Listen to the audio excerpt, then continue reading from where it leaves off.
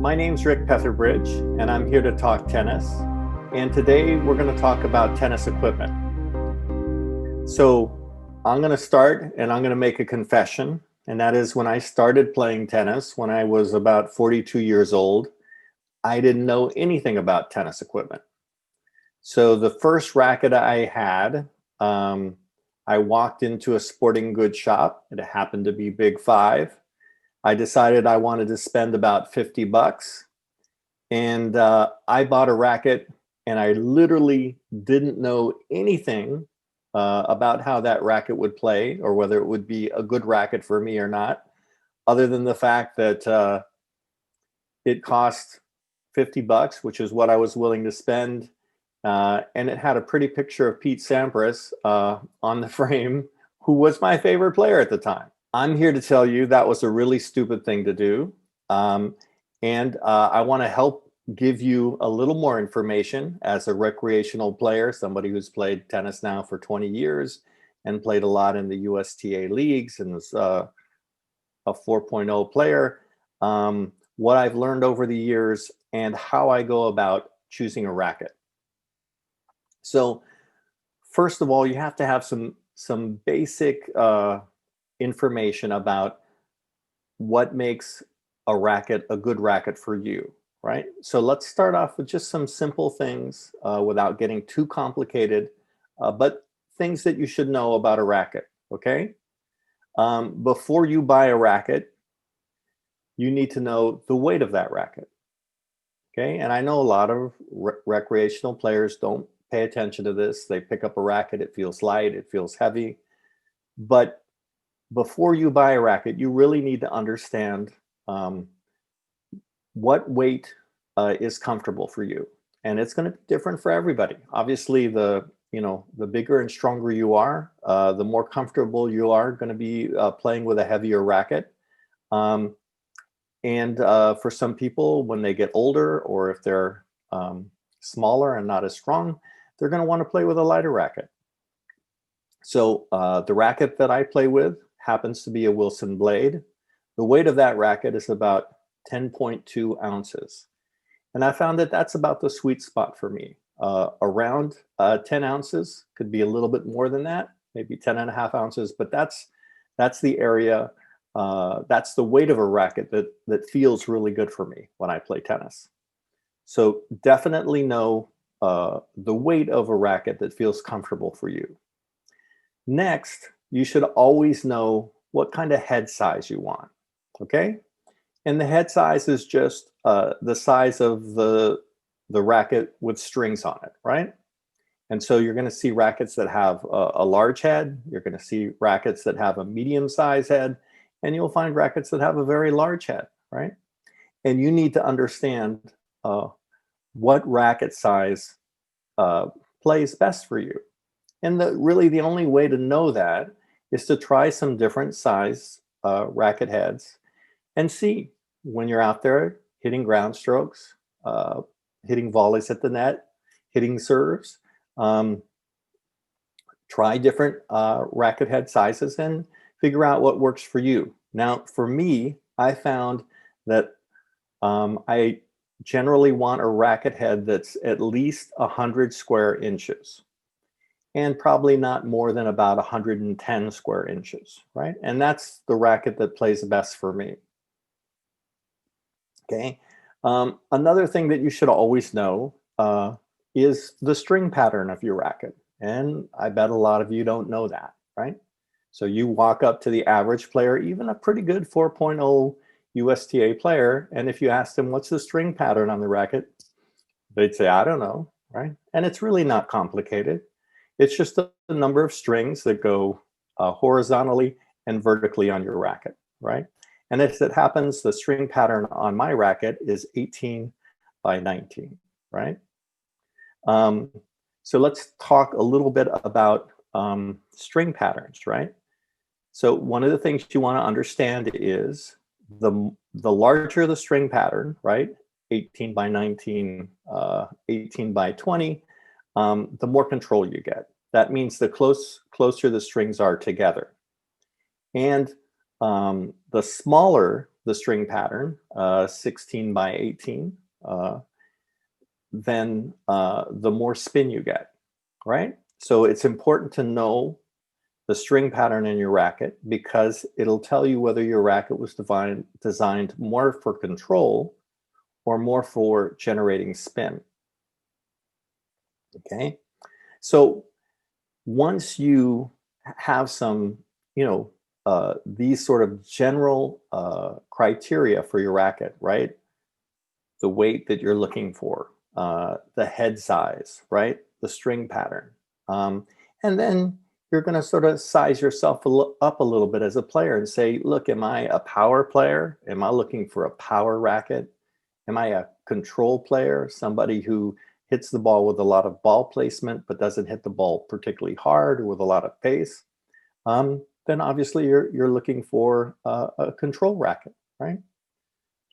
But just having that much information when you go into a tennis shop, now you can really have a conversation with somebody, right? If they're asking for what kind of racket are you looking for, right?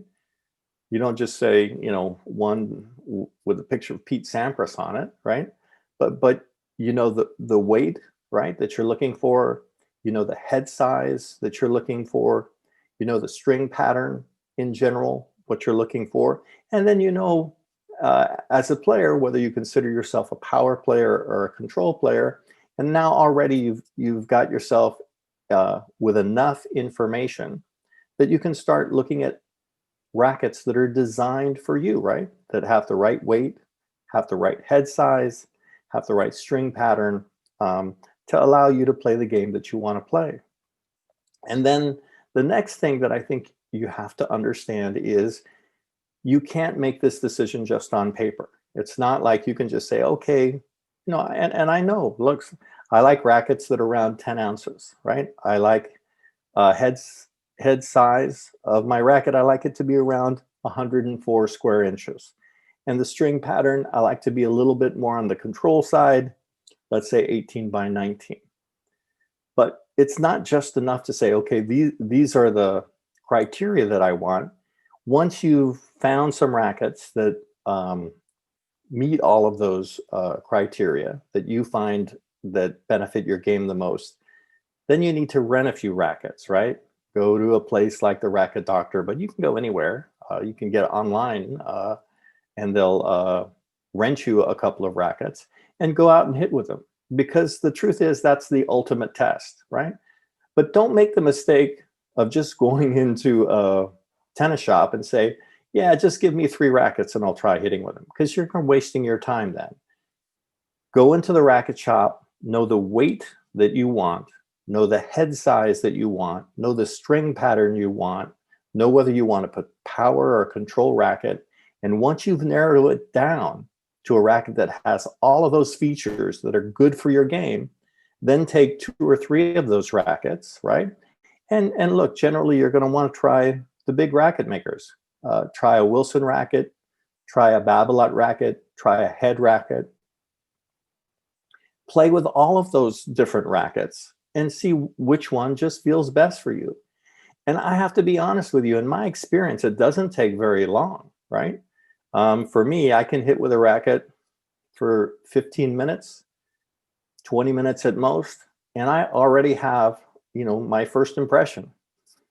I like this racket. I don't like this racket. It feels good in my hand. It doesn't feel good in my hand, right? I'm making really good contact with the ball. So I think if you take the time just to have that much information, right? When you go into a racket shop, and then you make sure that you try at least 3. Make yourself do this. I know it's a little extra work and it takes a little extra time, but find 3 rackets that meet all of your criteria, right? They have the right weight, they have the right head size, they have the right string pattern, they're a control racket if that's what you're looking for. And then play with all 3. Take at least 15 minutes, but look, you can do that. So you rent a court for an hour. If you want, you just have a ball machine. If you don't have a friend who's willing to just, hit you balls for 15 minutes straight, play with each of the rackets, right? And then at the end of an hour, you've got a really good idea of which of those rackets you like best, which one feels best in your hand, right? And which one you're hitting the bigger balls with, right? And if you take that much time, and it doesn't take a lot of time, right? But you go in armed with that information, and you take an hour and you try at least 3 rackets. I have found in my own personal experience, and I believe that you will find this too, that you're going to be really happy with that racket. Another thing that I'll say that's based on my experience is don't fall into, look, let's talk about some of the traps that I think people fall into. Just based on, the friends that I play tennis with and are on my USTA team. So one of the things that I see people do is every time they have a bad day and they're missing a bunch of balls, right? They want to find a new racket, right? Because it's not them, it's not their fault, right? They didn't, they stayed out all last, the night before they stayed out late and they got drunk, and of course they're hungover, and that's why they're really missing the ball, but they're going to blame it on the racket, right? And then they go out and find another racket. That is stupid, okay? What you want to do is you want to find a racket that's really well suited for you. And then once you have that racket, you really want to stick with it, right? And look, if you pay attention to the pros, you will see that they're really loyal to their racket. They find a racket they like, you know what? They play with it for like 5 or 6 years. Even to the point where a lot of pros have made a mistake, right? That the technology gets better, but they like their racket so much that they won't give it up, right? Look, the most embarrassing example of that is Bjorn Borg, right? I don't know, I'm a little older. I don't know if you started watching tennis back then, but he was a great tennis player. I think he won like 5 French Opens in a row. And it was back in the day when everybody was using wooden rackets. Well, of course, once, the new rackets, right? Fiberglass or whatever it was initially that came out, everybody switched because they were just so much better, right?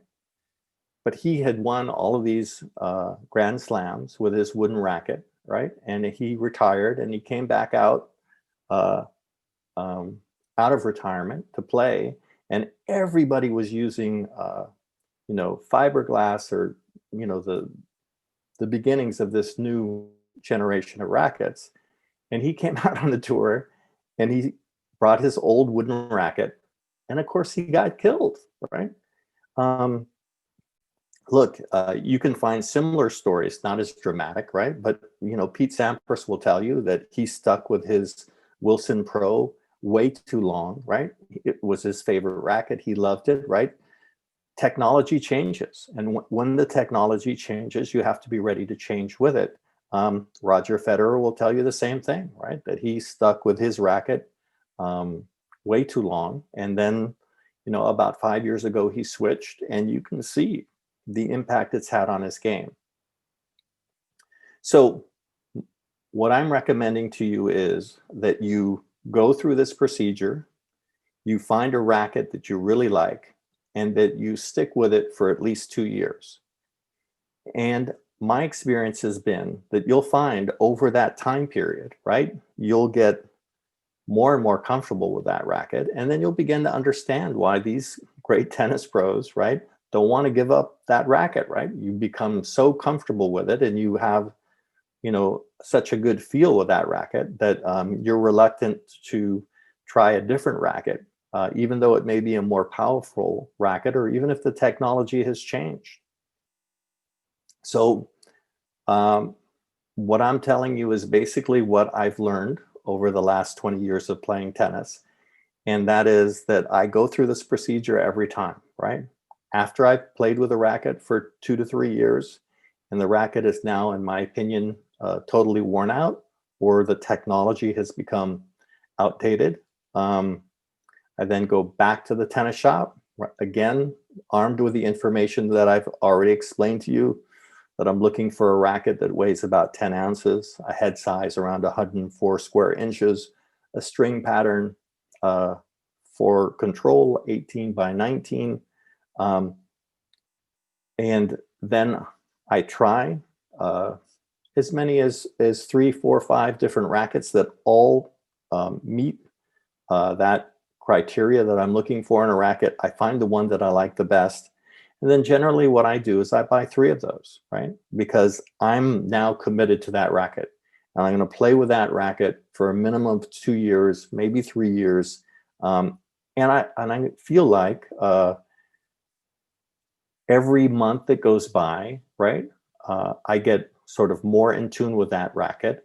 And the feel that I have when I play tennis just gets better.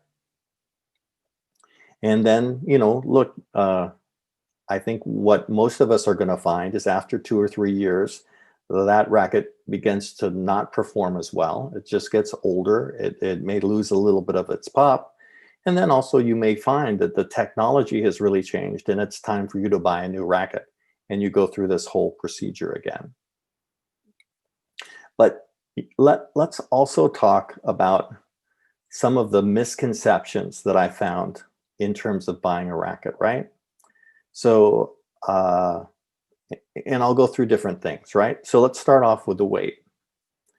Like I said, I've learned that a racket that weighs about 10 ounces feels really good to me. And I remember one time when I was in a sporting goods store and I was looking for a new racket. And I was looking at rackets that were about 10 ounces. I had this guy come up to me and say, you know, if you dropped the weight of your racket, you know, today the technology is so good, you could find a racket that's say an ounce less, a 9-ounce racket, and you start hitting your serve and you start hitting your forehand bigger, right? And sort of the theory is that the lighter the racket is, the faster your racket head speed is. So I found that to be a misconception, right? And basically what I've learned by using a lot of different rackets is that for whatever the reasons, my arm strength or whatever, I can take a 10-ounce racket and I can serve and I can swing just as fast with that racket or hit my forehand just as big with that racket as I can a 9-ounce racket. So there's no advantage to me in terms of racket head speed by going to a lighter racket, right? Now, if I went to a racket that was heavier than 10 ounces, I would lose racket head speed, right? So again, you know, I think for every player, given your size and your strength, you're going to find a weight that works best for you. And then it's not going to make any sense to go lower than that, and it's not going to make any sense to go higher than that, despite what people tell you. The other thing, early on when I was picking a racket and I started realizing that I liked rackets that were a little bit larger in size than say what the pros are playing with on the tour. And that's a, you know, 104 square inch head. So I had a friend, right? And we were playing and he's going, you know, Rick, your racket head's a little big, right? It makes you look like you're not a good tennis player. When I go out and I watch these guys and the pros, right? I watch Pete Sampras or whatever, and they're playing with a racket head that's, you know, like 10 square inches smaller than yours, like 94 inches or something like that. And he said, I'm going to play with that racket head size because it looks cooler, right? It makes me look like I'm a pro. And what I realized was that my friend might think that he looked cooler with that, but it really didn't help his game. And I could beat him easily, right? So he had this racket that he thought was cool, but let's just talk a little bit. So the reason why you have a racket with a larger head size is the sweet spot is bigger. In other words, in the string area of your racket, right? There's an area where when you hit the ball, you get that nice feeling, right? And you get a certain sound, ping, right? When you hit the ball, right? That's when you get the ball in the sweet spot of your racket. And the truth is that when you have a larger racket head size, that sweet spot is bigger. And so for most of us recreational players, we benefit from having a larger head size because we have a larger sweet spot and we can just play better, right? So again, what I'm warning you about is don't pick a racket because you think it looks cool, right? Pick a racket with the right racket head size because it fits your game.